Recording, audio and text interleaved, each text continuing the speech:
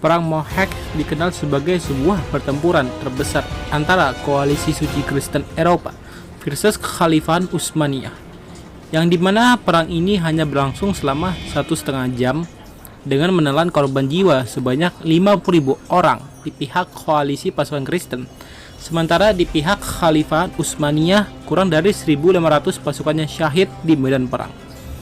Pertempuran ini terjadi karena dibunuhnya utusan Kekhalifahan Utsmaniyah di masa Sultan Sulaiman Al-Qanuni atau yang lebih dikenal barat sebagai Sulaiman the Magnificent.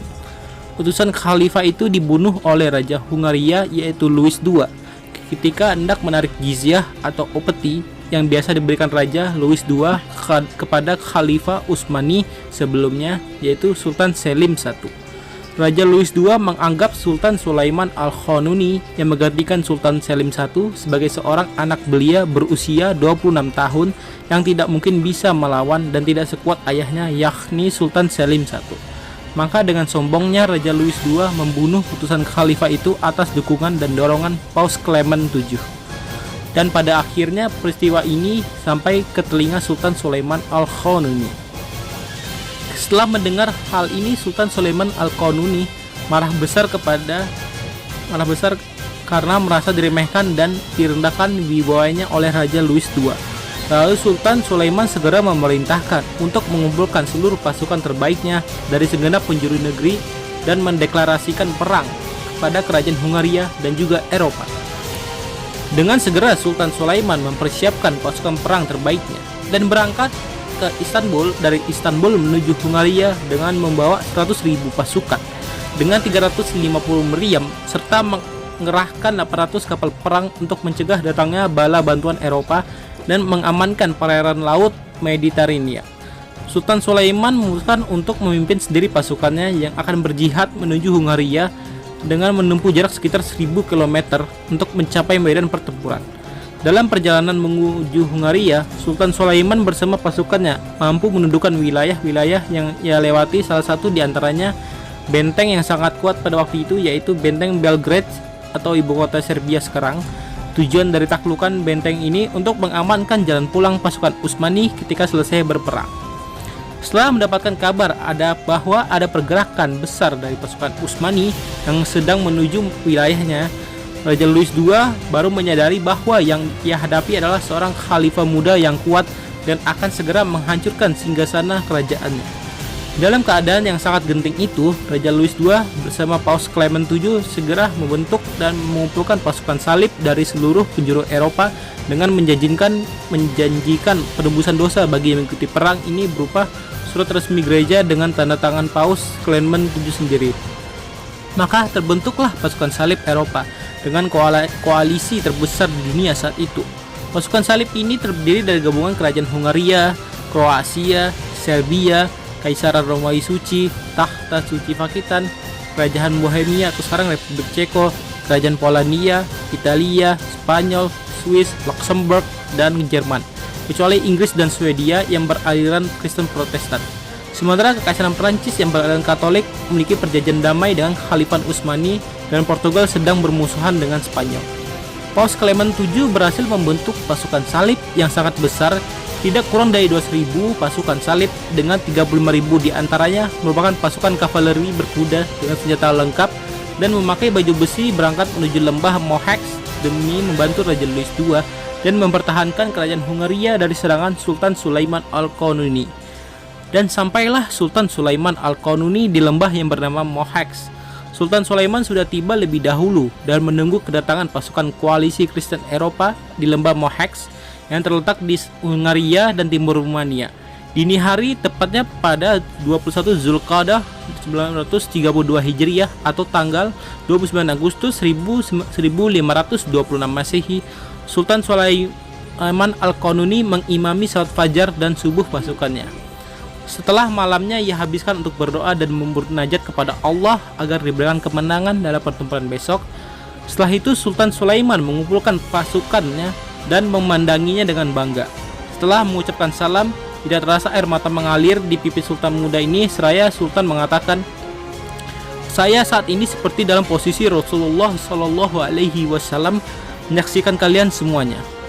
Ucapan Sultan Sulaiman yang membuat tentara Islam pecah dan tangisan. Mereka saling memeluk satu dengan yang lainnya seraya berjanji bertemu kembali dalam surganya Allah.